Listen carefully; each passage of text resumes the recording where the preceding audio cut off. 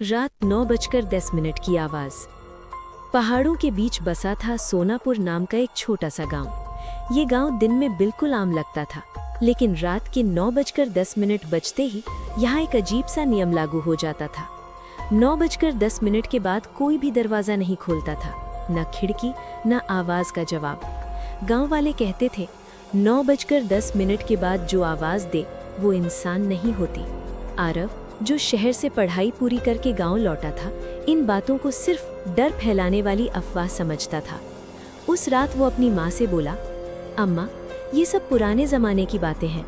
माँ ने सिर्फ इतना कहा, बेटा बहस मत कर, बस 9:10 के बाद चुप रहना। रात के 9:09 गांव की पुरानी घंटी बजी, टन टन टन, और पूरा गांव जैसे सांस रोककर बैठ गया। 9:10 अचानक ठक ठक ठक। आरव के दरवाजे पर दस्तक। आरव, दरवाज़ा खोलो। आवाज़ थी उसके छोटे भाई रोहन की। रोहन जो 3 साल पहले नदी में डूब गया था। आरव के हाथ कांपने लगे। भैया, मुझे ठंड लग रही है, बस एक बार दरवाज़ा खोल दो।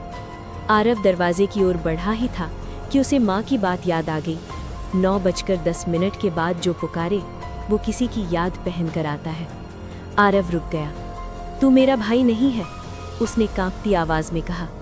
दरवाजे के बाहर आवाज बदल गई। अब वो रोहन की नहीं थी, भारी, टूटी हुई। तो फिर तेरी बारी है। अचानक पूरे घर की लाइट बुझ गई। खिड़की पर उंगलियों के निशान उभरने लगे, जैसे कोई बाहर से कांच के अंदर घुसना चाहता हो। आरव फर्श पर बैठ गया, आंखें बंद कर ली। कुछ मिनट बाद सब शांत। सुबह हुई। गांव वाले बाहर निकले। आरव का घर खुला था। माँ अंदर बैठी थी, लेकिन आरव गायब था। दरवाजे पर कोई जबरदस्ती का निशान नहीं था।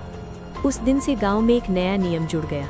अगर 9:10 के बाद कोई आवाज दे और वो तुम्हें सबसे प्यारे इंसान की लगे, तो समझ लेना वो तुम्हें लेने आया है।